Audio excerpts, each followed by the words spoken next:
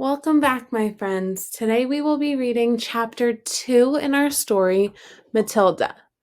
This chapter is called Mr. Wormwood, the Great Car Dealer.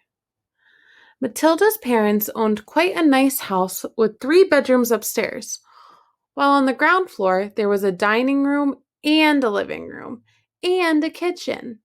Her father was a dealer in the second-hand cars, and it seemed he did pretty well at it. Sawdust, he would say proudly, is one of the great secrets of my success, and it costs me nothing. I get it free from the sawmill. What do you use it for? Matilda asked him. Ha! The father said. Wouldn't you like to know? I don't see how sawdust can help you sell second-hand cars, Daddy. That's because you're an ignorant little twit, the father said. His speech was never very delicate, but Matilda was used to it. She also knew that he liked to boast, and she would egg him on shamelessly. You must be very clever to find a use for something that costs nothing, she said. I wish I could do it. You couldn't, the father said.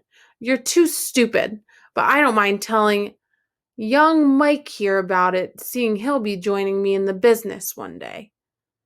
Ignoring Matilda, he turned to his son and said, I'm always glad to buy a car when some fool had been crashing the gears so badly they're all worn out and rattle like mad. I get it cheap.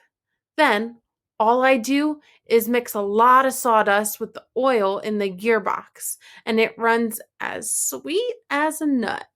So it sounds like our friend Mr. Wormwood over here, he buys cars that are not very good, pretty old, do not run well, and he pretends to fix them up, but all he really does is add sawdust in this gearbox. Okay? So it doesn't sound very like a very good, great idea. How long will it run like that before it starts rattling again? Matilda asked him. Long enough for the buyer to get a good distance away, the father said, grinning. About 100 miles. But that's dishonest, Daddy, Matilda said. It's cheating. No one ever got rich being honest, the father said. Customers are there to be diddled. Mr. Wormwood was a small, ratty-looking man whose front teeth stuck out underneath a thin, ratty mustache. He liked to wear jackets with large, brightly colored checks, and he sported ties that were usually yellow or pale green. Now, take mileage, for instance, he went on. Anyone who's buying a second-hand car, the first thing he wants to know is how many miles it's done, right? Right, the son said. So, I buy an old dump that's got about 150,000 miles on the clock. I get it cheap. But no one's going to buy it with a mileage like that, are they? And these days, you can't just take the speedometer out and fiddle the numbers back like you used to 10 years ago. They fixed it so it's impossible to tamper with, unless you're a ruddy watchmaker or something like that. So, what do? I use my brains, laddie. That's what I do. How? Young Michael asked, fascinated. He seemed to have inherited his father's love of crookery. I sit down and say to myself, well, how can I convert a mileage reading of 150,000 into only 10,000 without taking the speedometer to pieces? Well, if I were to run the car backwards for long enough, then obviously that would do it. The numbers would click backwards, wouldn't they? But who's going to drive a flaming car in reverse for thousands and thousands of miles? You couldn't do it. Of course you couldn't, young Michael said. So, I scratch my head, the father said. I use my brains. When you've been given a fine brain like I have, you've got to use it. And all of a sudden, the answer hits me.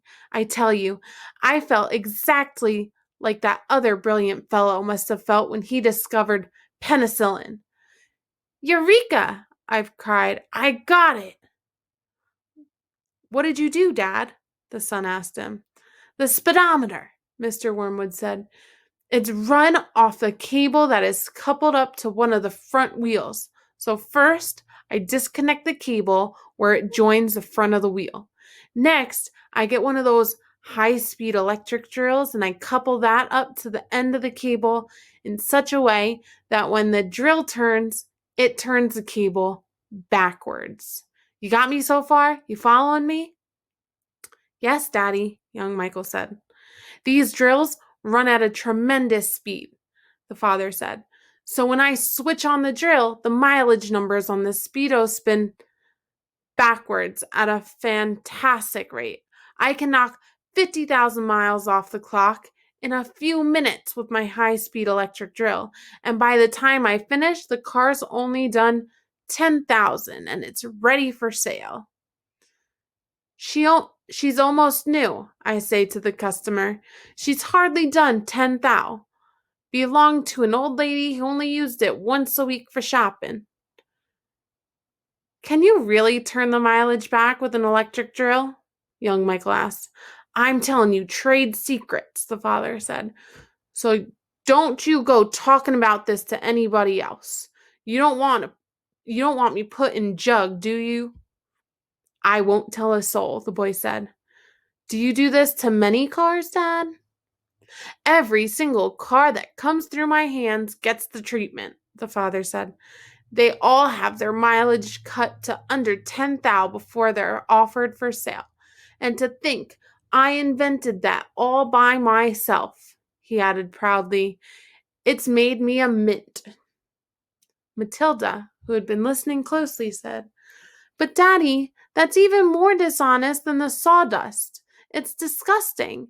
You're cheating people who trust you. So basically what Mr. Wormwood does is he buys these old cars that have so many miles on them and he messes with it a little bit. He messes with the numbers. He takes this drills it so that the speedometer goes backwards and that just counts the miles and it takes them off of the car.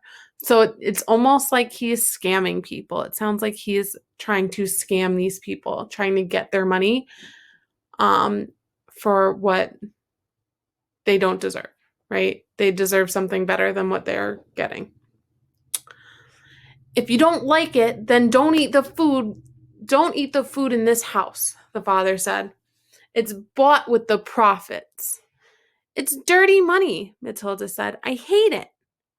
Two red spots appear on the father's cheeks. Who the heck do you think you are? He shouted. The Archbishop of Canterbury or something, preaching to me about honesty? You're just an ignorant little squirt who hasn't the foggiest idea what you're talking about. Quite right, Harry, the mother said. And to Matilda, she said, You've got a nerve talking to your father like that. Now keep your nasty mouth shut so we can all watch this program in peace. They were in the living room eating their suppers on their knees in front of the telly. The suppers were TV dinners in a floppy aluminum containers with separate compartments for the stewed meat, the boiled potatoes, and the peas. Mrs. Wormwood sat munching her meal with her eyes glued to the American soap opera on the screen. She was a large woman whose hair was dyed platinum blonde, except where you could see the mousy brown bits growing out from the roots.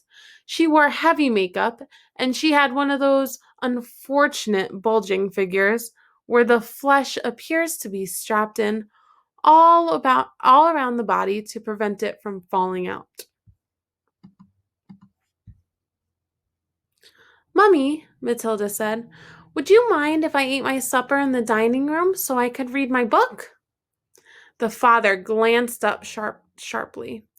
I would mind, he snapped.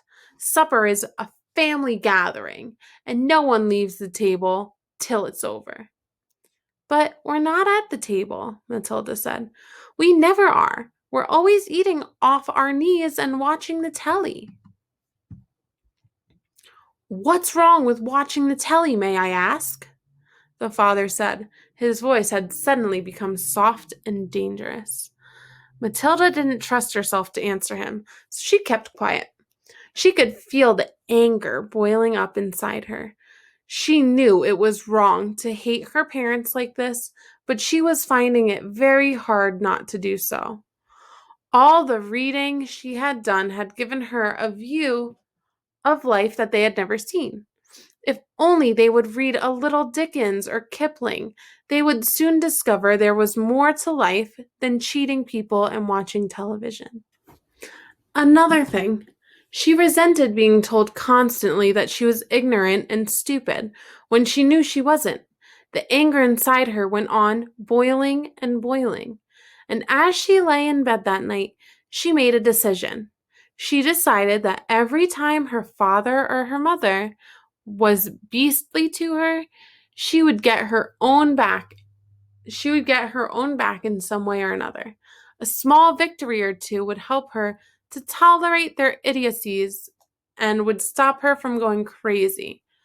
You must remember that she was still hardly 5 years old, and it was not easy for somebody as small as that to score points against an all-powerful grown-up. Even so, she was determined to have a go. Her father, after what had happened in the front of the telly that evening, was the first on her list. And that is the end of our chapter. Chapter 2, Mr. Wormwood, the Great Card Dealer. I think we know why it's called that now. So for homework tonight, after you listen to the chapter, you are going here, you are finding your name and writing 2 or 3 main important parts from this chapter. All right? Good luck, guys.